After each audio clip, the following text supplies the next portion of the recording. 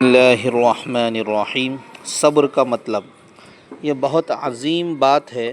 جو رسول اللہ صلی اللہ علیہ وسلم نے ارشاد فرمائی۔ صبر کا مطلب ہمارے یہاں عام طور سے یہ سمجھا جاتا ہے کہ اگر کسی کو کوئی تکلیف یا مصیبت پیش آئے تو وہ اس پر جزع فزع اور واویلا نہ کرے، لیکن قرآن کی اصطلاح میں صبر کا مفہوم بہت وسیع ہے۔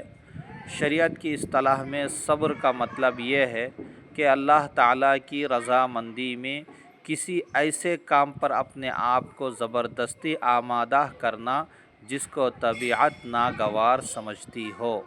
لہٰذا اگر کوئی شخص اللہ تعالیٰ کی رضامندی اور خوشنودی کے لیے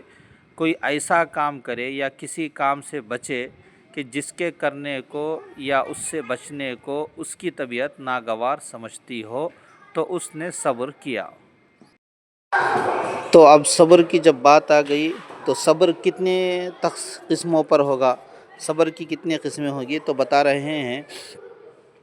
صبر کی قسمیں، صبر کی 3 قسمیں ہیں: صبر علی الطاعہ، صبر عن المعصیہ، صبر علی المصیبہ۔ اب صبر کی 3 قسمیں ہیں تو ہر قسم کی تفصیل ہے۔ پہلی قسم صبر علی الطاعہ کا مطلب، صبر علی الطاعہ کا مطلب ہے کہ کسی طاعت کے کرنے میں پیش آنے والی ناگواری اور تکلیف پر صبر کیا جائے۔ مثلا نماز کا وقت آیا اور نماز کو جانے کو دل نہیں چاہ رہا، سستی ہو رہی ہے یا نیند آ رہی ہے، تو لیکن طبیعت کے اس تقاضے کو کچل کر محض اللہ تعالیٰ کی رضامندی کے لیے نماز کو جانا صبر ہے۔ اب صبر کی دوسری قسم ہے صبر عن المعصیہ کا مطلب۔ صبر علی المعصیہ کا مطلب ہے کہ کسی معصیت سے بچنے میں جو تکلیف اور ناگواری پیش آئے اس پر صبر کیا جائے۔ مثلا کسی نامحرم کو دیکھنے کی خواہش دل میں پیدا ہوئی، لیکن اللہ تبارک و تعالیٰ کے حکم کو مد نظر رکھتے ہوئے محض اللہ کی رضا کی خاطر دل میں یہ خیال کیا کہ اللہ تعالیٰ نے آنکھ کی صورت میں مجھے بہت بڑی نعمت عطا فرمائی ہے، میں اس کو اللہ تعالیٰ کی نافرمانی میں استعمال نہ کروں، اور یہ سوچ کر زبردستی نامحرم کی طرف سے نگاہ ہٹا لی، تو یہ بھی صبر ہے۔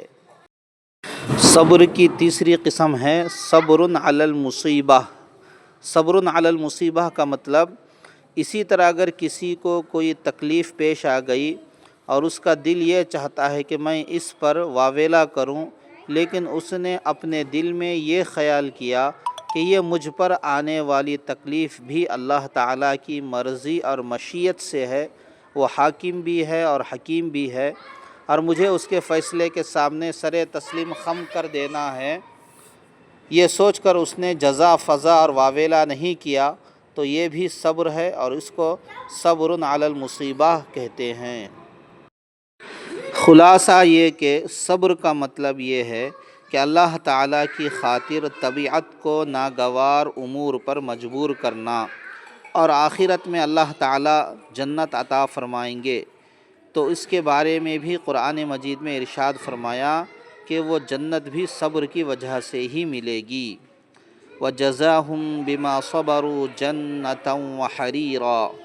اور اللہ تعالیٰ ان کو جنت کی جزا دیں گے کیونکہ انہوں نے دنیا میں صبر سے کام لیا تھا، کیونکہ وہ دوسرے لوگوں کی طرح خواہشات کے پیچھے نہیں چلے تھے، انہوں نے اپنی طبیعت کو کچل کر اللہ تعالیٰ کی رضامندی کی خاطر صبر سے کام لیا تھا۔ رسول اللہ صلی اللہ علیہ وسلم نے اس مہینے کو شہر الصبر قرار دیا، جس کا مطلب یہ ہے کہ اس مہینے میں صبر کی تربیت دی جاتی ہے، اس لیے کہ جب انسان روزہ رکھتا ہے تو اپنے اوپر کھانا پینا حرام کر لیتا ہے، گرمی کا موسم ہے اور شدت کی پیاس بھی لگتی ہے اور دل چاہتا ہے کہ ٹھنڈا پانی پی لیا جائے، لیکن طبیعت کے تقاضے کو دبا کر روزے دار پانی نہیں پیتا، کیونکہ اسے معلوم ہے کہ میرا روزہ ہے اور اللہ تعالیٰ نے روزے میں کچھ کھانے پینے سے منع فرمایا ہے، تو اس روزے دار کا اللہ تعالیٰ کی رضامندی کی خاطر اپنی خواہش کو دبا کر پانی پینے، کھانا کھانے یا جنسی خواہش کو پورا کرنے سے رکنا صبر ہے۔ گویا اللہ تعالیٰ ہم سے روزے میں صبر کی تربیت کروا کر ہمیں یہ بتا رہے ہیں کہ تم ساری زندگی ایسے ہی گزارو کہ جہاں میرا حکم آ جائے وہاں اپنی خواہشات کو کچل کر میری رضامندی کی خاطر ان کو پورا کرنے سے رک جاؤ۔ وآخر دعوانا ان الحمد للہ رب العالمین۔ پھر ملتے ہیں اگلی ویڈیو میں۔ السلام علیکم ورحمۃ اللہ وبرکاتہ۔